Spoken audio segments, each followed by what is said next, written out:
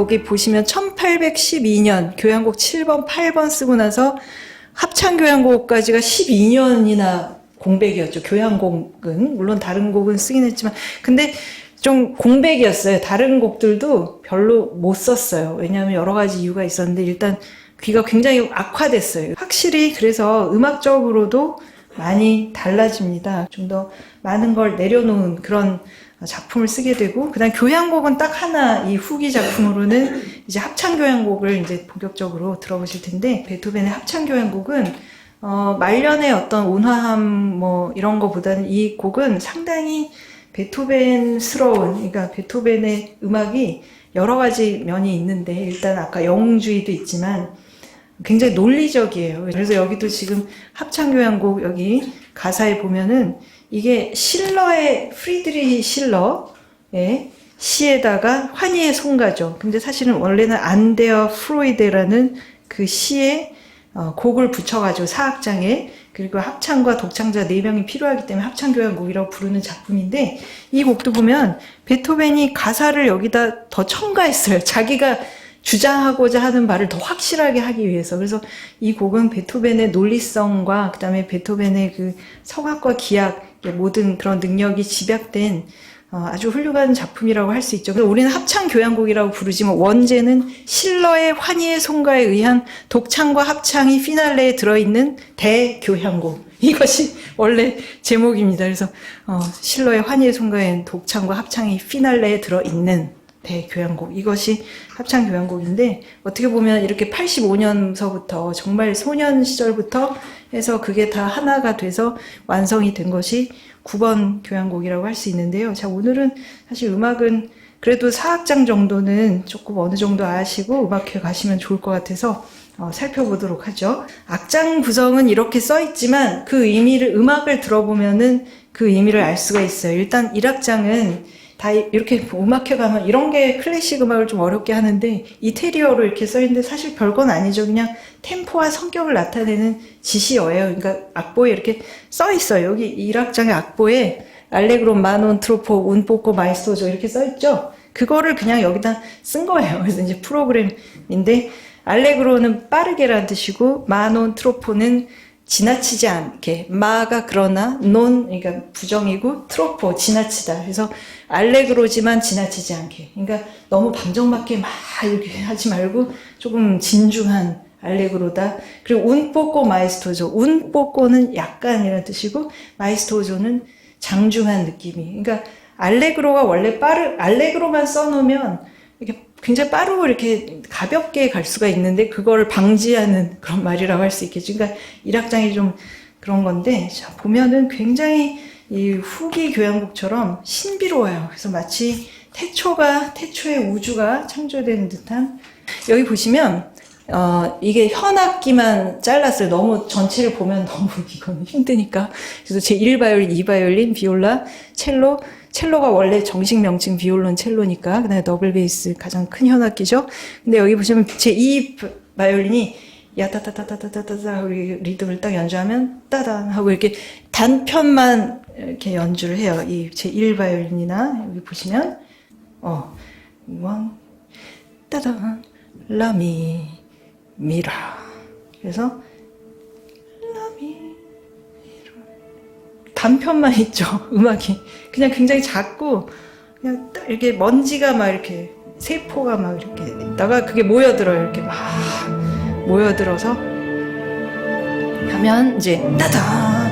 그래서 뭐가 확립이 되고 창조가 이루어지는 것 같은 그런 느낌이 들어요. 그래서 이 곡은 많은 분들이 이렇게 얘기를 해요. 인간의 의지가 확립이 되고 뭔가 인간이 창조가 돼서 에고가 이제 드러나는 거죠. 인간들이 많은데 창조가 되는 거예요. 근데 그게 재밌는 건 인간의 의지가 여러 개가 있는 거예요. 그래서 서로 충돌하는 음악이에요. 이 곡은 창조가 되는데, 그래서 음악에서 되게 중요한 게 으뜸음이 뭐냐가 되게 중요한데, 이 곡은 D라는 음이 주인인 것처럼 처음에 시작을 해요. 근데 B 플랫이라는 음도 되게 중요해요. 그러니까 두 가지가 둘 다 중요해. 그러니까 싸워요. 갈등이 해결이 안 돼. 그러니까 이런 식으로 메시지를 굉장히 확실하게 베토벤은 썼어요. 그러니까 서양 음악에 특히 이 시대는 도레미파솔라시도 있을 때 도, 그 으뜸 처음 시작하는 그게 굉장히 중요하거든요. 음의 서열이 있거든요. 근데 제일 중요한 음이 2개가 있다는 건 거의 안 되는 일이거든요. 근데 이 곡은 일부러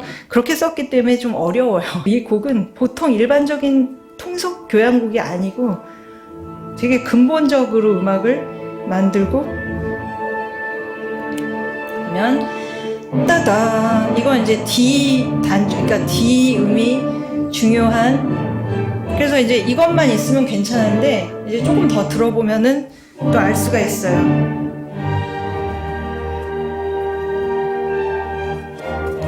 그래서 이제 D 음이 중요한 단조, D 단조의 음악으로 지금 진행이 되고 있어요. 그래서 파 하고 이제, 그리고 이제 가라앉고 나서 다시 한번 창조가 또 이루어져요. 따단, 또 똑같은, 아까랑 똑같은 그게 또 나오죠. 근데 이제 이번에는 따단 따단, 마치 이제 똑같은 것 반복하는 것 같은데 아니에요. 이제 뒷부분을 들어보면 이것도 이제 모여들고 했는데 이번엔 다르게 따다, 이건 아까랑 달라요. 따다다 다라라라라라, 이 음계거든요. 이게 B 플랫인데, 그러니까 아까 D하고 B 플랫이 이제 공존하는, 결국은 나중에 어떻게 끝나냐면 이제 B탄으로 끝나요. 음악이 마지막 부분이.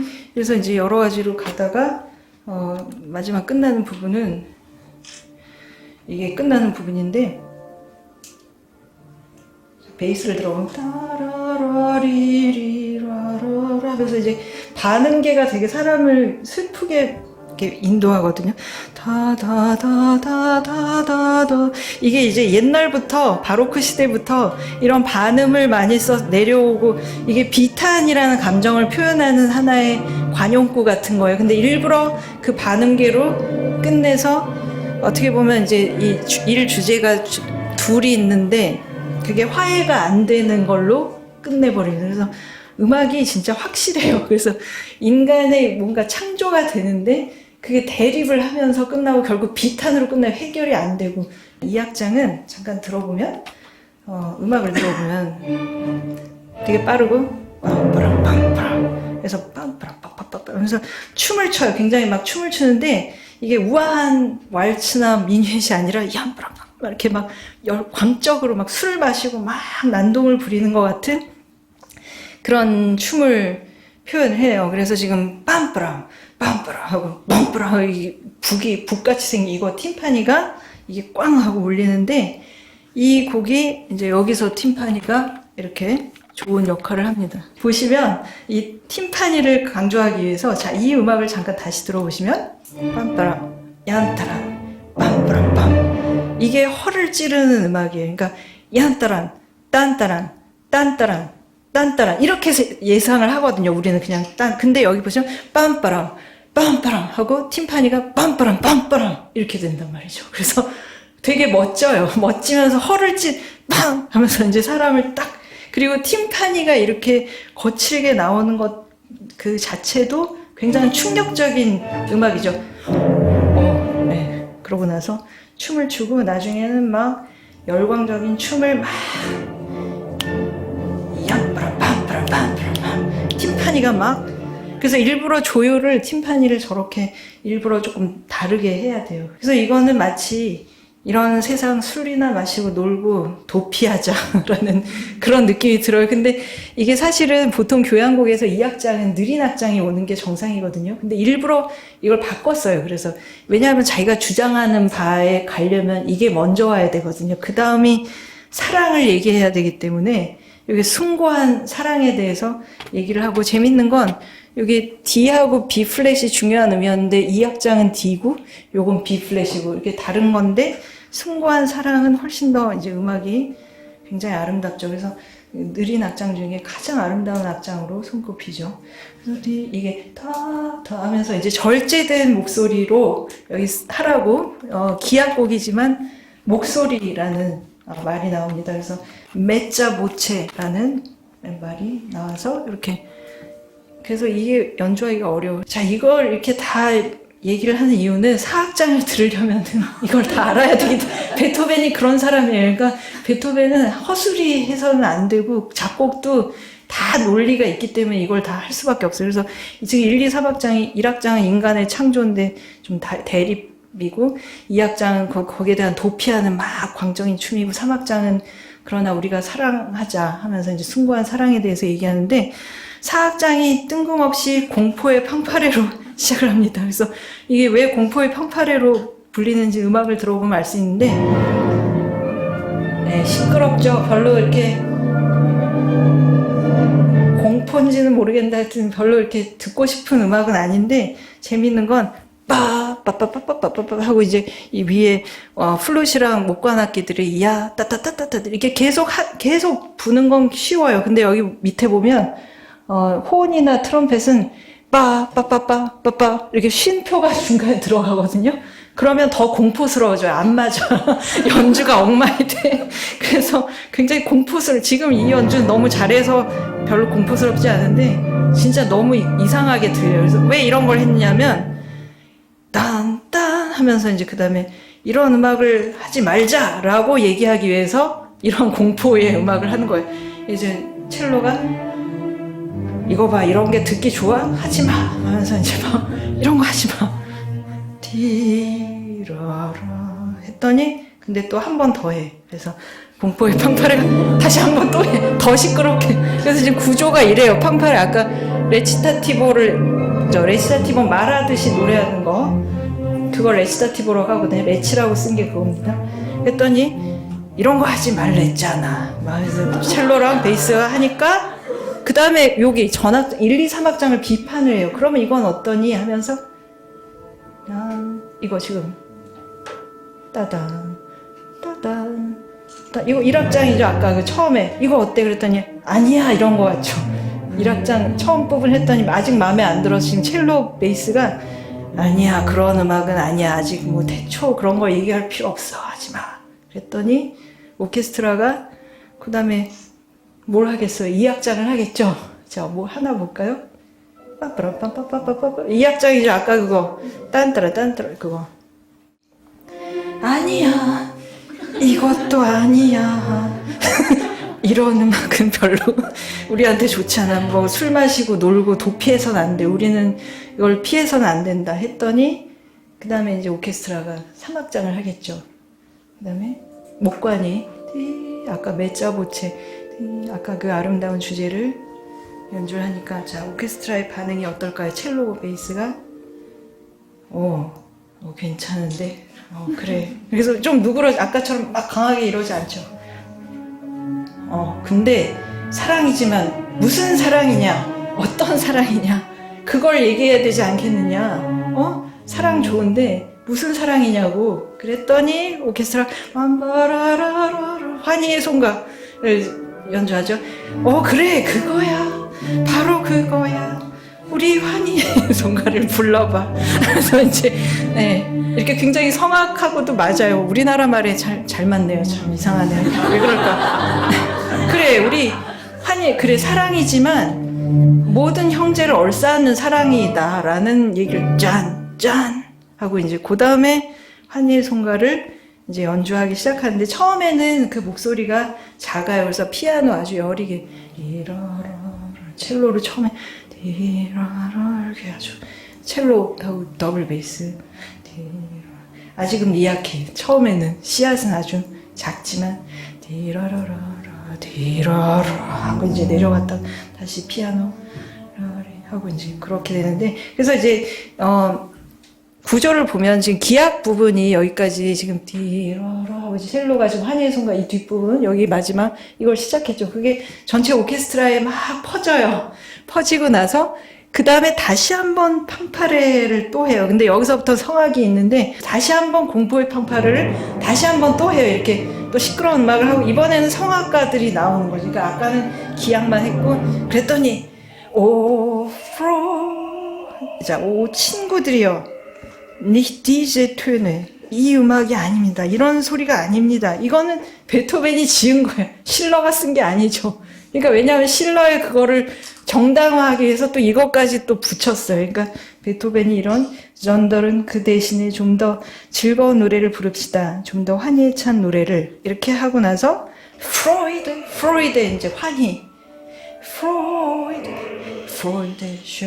하면서 이제 먼저 베이스가 독창을 한 다음에 그 다음에 이제 그거를 따라서 하죠. 근데 이게 참 단순해요. 멜로디는 되게 쉬워요. Deine Zauber binden wieder, was die Mode strengt. 여기만 조심하면 돼요. 여기만 미리 나옵니다. 여기 알레가 그 다음 마디가 아니고 Deine Zauber binden wieder 이렇게 해서 이제 합창이 따라가고 그래서 지금 어디까지 한 거냐면 성악 일부에 팡파레 하고 프로인데 nicht diese Töne 하고 이제 레치타티보 하고 나서 합창했죠. 여기 보시면 환희라고 쓴 요 1, 2, 3 요 성악 2부까지는 사실상 똑같은 멜로디를 가지고 변주를 한 거예요. 근데 그렇기 때문에 베토벤이 일반인들한테도 이 곡은 어렵지가 않은 거예요. 계속 반복되니까. 그래서 여기 가장 핵심 부분이 성악 2부의 마지막 환희 그 합창인데 여기서 이 곡에 대해서 이렇게 이렇게 나올 때 항상 이 부분이 가장 많이 나오죠. 제일 감동적이거든요. 그러니까 여기 1절만 외우시면은 이거를 따라 하실 수가 있어요. 그래서 음악회 가셔서 뭔가 있어 보이잖아요. 다이너스 이렇게 소리는 안 내더라도 그리고 같이 하면 되게 기분 좋아요. 사실 말년의 음악을 들으면 베토벤의 음악이 굉장히 많이 다르고 양식이 참 다양하다는 걸 알 수 있죠. 근데 우린 베토벤 하면 영웅적인 그런 곡들만 생각을 하게 되는데 베토벤이 했던 아주 중요한 말을 하면서 마무리할까 합니다. 이 미켈란젤로 같은 사람도 그랬고 이렇게 이런 예술가들은 신을 가까이 느꼈던 것 같아요. 베토벤은 이게 사실 카톨릭 신자라고도 할 수 있지만 별로 성당에는 안 갔대요. 기록을 보면. 근데 신을 늘 느꼈던 그런 사람이고 민감하죠, 예술가들은. 그래서 이런 말을 했죠. 나는 신이 다른 어떤 누구보다도 나의 예술에 더 가까이 있음을 알고 있다. 나는 두려움 없이 내 안에 신과 의논한다. 나는 내 음악이 어떤 운명을 맞을지 조금도 걱정하지 않는다. 내 음악을 듣는 사람은 누구든 다른 인간들을 짓누르는 온갖 불행에서 벗어날 수 있을 것이다 라고 말을 했다고 하는데요. 진짜 그래요. 음악가들 그 민감한 신과 그래서 왜 베토벤이 이렇게 자기만의 음악을 할 수 있었는지를 이걸 보면 또 알 수 있는 것 같습니다. 신과 의논하고 그래서 거침없이 신에게 들은 음악을 그냥 퍼부었던 거죠. 그리고 신이 어떻게 보면 그의 운을 인도를 했는지 모르겠지만 어쨌든 독립음악가로서 최초로 성공한 위대한 음악가의 지위를 차지할 수 있었던 것 같습니다.